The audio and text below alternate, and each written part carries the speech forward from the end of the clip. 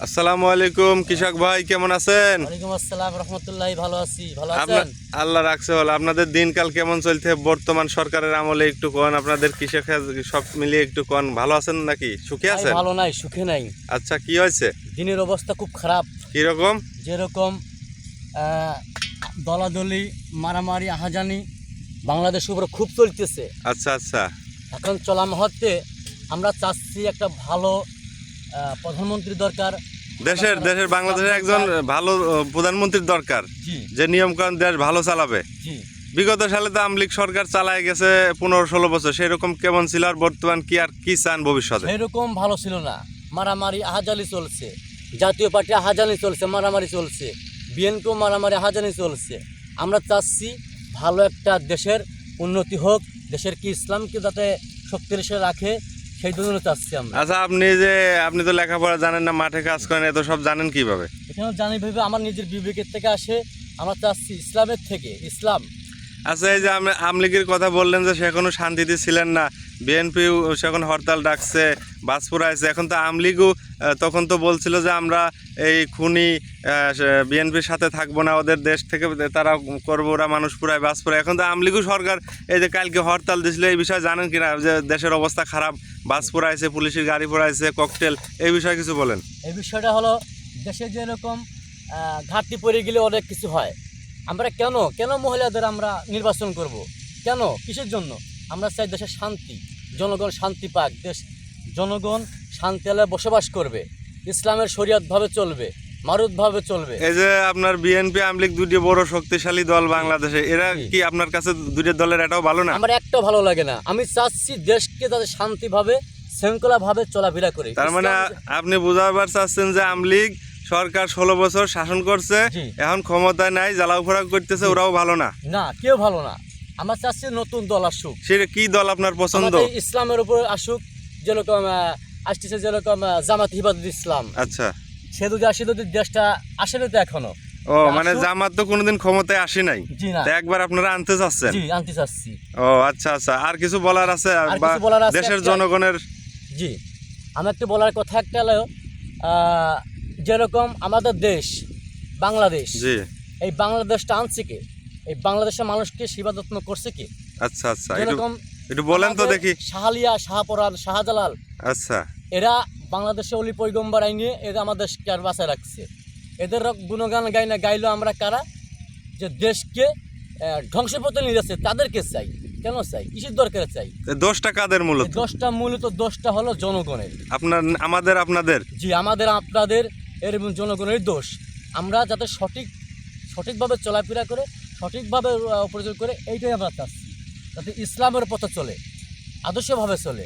আমরা চাচ্ছি হলো পৈগম্বরের কথা চিন্তা ভাবনা করবো। তাহলে আপনি সাধারণ একজন লোক হয়ে এত গুরুত্বপূর্ণ যে কথা বলতেছেন, আসলেও আমরা তো জানি না যে আপনি এত কথা জানেন। জি, জি। তাহলে জামাত যারা আছে, জামাতের আপনারা বলতেছেন যে একবার ক্ষমতায় আইনে আপনারা দেখতেছেন তারা কি রকম? হ্যাঁ, তারা কীরকম, তারা কিভাবে চালায়, তাদেরকে আদর্শ যদি চলে, তাহলে আমরা তাদেরকে মার হাবা বলবো। তাদেরকে আমরা তারাও যদি এরকম বিএনপি আওয়ামী লীগের মতো হয়, হরতাল ডাকে, জ্বালাও পোড়াও করে, তাদেরও আপনারা দেশ থেকে বিতাড়িত করবেন? জি, সবাই তাদেরকে আমার বিরুদ্ধে করবো, তাদেরকে আন্দোলন করবো নইলে, যে আপনারাও সঠিক পথে পালন করতেছেন না। আমরা চাচ্ছি ইসলামটা তাদের সঠিকভাবে চলাফেরা করে, সঠিকভাবে কবুল করে, মানুষকে শান্তি হলে খাতি পারে। আমি এটাই চাচ্ছি। আমরা তো একটু জানি যে আপনি নামাজ কালামও পড়েন, আর কোরআন হাদিস সম্পর্কেও একটু ধারণা আছে। তা কোরআন হাদিসের উল্লেখে একটু আপনাদের যদি বলেন যে ইসলাম বা এই রাজনীতি, এই নির্বাচনটা কিভাবে হওয়া উচিত, বা কাকে ভোট দেওয়া উচিত মানুষের? আমরা চাচ্ছি আমার ভাই, আপনি ভাই, আমরা জনগণ একসাথে মিলেমিশে যায় আমার ভোট আমি দেব, যাতে কেউ দলাদলি না করতে পারে যে আমার ভোটটা কোথায় দিলে। আমরা চাচ্ছি সেনাবাহিনী যেরকম বলছে এবার যে আমরা প্রধান, আমরা থাকবো মাঠে। আমরা সেনাবাহিনী বলছে আমরা মাঠে থাকবো। এই মাঠে থাকার আমরা চাচ্ছি সেনাবাহিনী থাকে এই দেশটা আমাদের শান্তিভাবে চলাফেরা করুক, শান্তিভাবে রাখুক। আমার কিছু সেনাবাহিনীর দরকার আমাদের। সংসদে কিছু নিয়ম কানুন ইউনূস সাহেব করুক, যাতে সবাই শান্তি পায় বা সেই নিয়মে চলে, তাই না? জি, আমরা চাচ্ছি ডাক্তার ইউনূস খেলায় বলি, একটাই কথা বলি, সে জিনিসটা হলো আপনি যেভাবে চলাফেরা করছেন আমরা যাতে চলাফেরা করতে পারি, সঠিকভাবে চলতে পারি, দেশটা যাতে শান্তিভাবে চলাতে পারি, সেইভাবে আপনি নির্বাচনটা দেন, যাতে আপনার মানুষকে যাতে আপনাকে শ্রদ্ধা করে। আচ্ছা, এর আগে আমরা একটা ভিডিও আপনার দেখছি, এই জন্য আপনার কাছে আসা আজকে, যে ভিডিওতে আপনি বলছেন যে মহিলা মানুষের নাকি ভোট দেওয়া জায়েজ নাই। No, no, no, এর- no, এর- impossible. এই বিষয়টা বলেন, আর এই Impossible. গুণাগুলো কাদের হচ্ছে? এই গুণাগুলো হচ্ছে কাদের?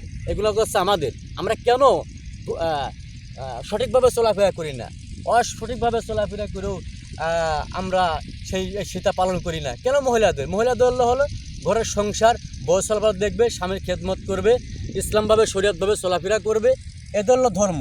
এরা কে নিয়ে রাজনীতি? কিসের রাজনীতি? এটা কি রাজনীতি? এটা তো রাজনীতি না, এটা তো মানুষকে হাজার নিয়ে তো মানুষ খুন খারাপই হচ্ছে। আমরা চাচ্ছি মানে আপনাদের এখন লাস্ট কথা যে আপনারা খেটে খাওয়া যারা মানুষ আছেন, যারা দিনমজুর আছেন, শান্তিতে বসবাস করতে চান, জি। সুখে শান্তিতে থাকতে জি। চান, কোনো ভেজাল আগুন পোড়াও জ্বালাও পোড়াও চান না। না, চাই না। আমরা চাচ্ছি, আমার একটা কথাই, আমি কৃষক লোক, মূর্খ লোক বলতে চাই, যে ডাক্তার ইউনূস সাহেবরা বলি, আপনি যদি ভিডিও শুনিয়ে থাকেন, যে আপনি একটা সঠিকভাবে নির্বাচনটা দেবেন, মহিলাদের যাতে নির্বাচনে আনতে পারবেন না, ইসলামের শরীয়তভাবে আপনি নির্বাচনটা দেন, যাতে মানুষ আপনাকেও যাতে ভালোবাসার খাতিরে আপনি করতে পারে। আচ্ছা, আপনাকে অনেক ধন্যবাদ মূল্যবান কথা বলার জন্য। আপনার সাথে সাক্ষাৎ আরও নেব ভবিষ্যতে। জি। আপনি ভালো থাকবেন। আরেকটা কথা, সেটা হলো আমিও আপনাদের ধন্যবাদ জানাই, ভালো থাকবেন আপনারাও।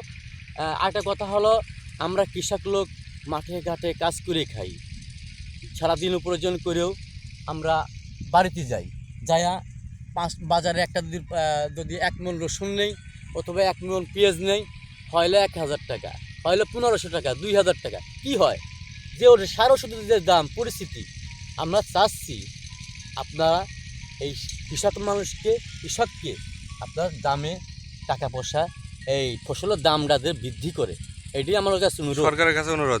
সরকারের কাছে অনুরোধ। আর আমি চাচ্ছি এই যে দেশটা নির্বাচন আসতে সামনে, আগামী ভবিষ্যতে যাতে ইসলামের শরীয়ত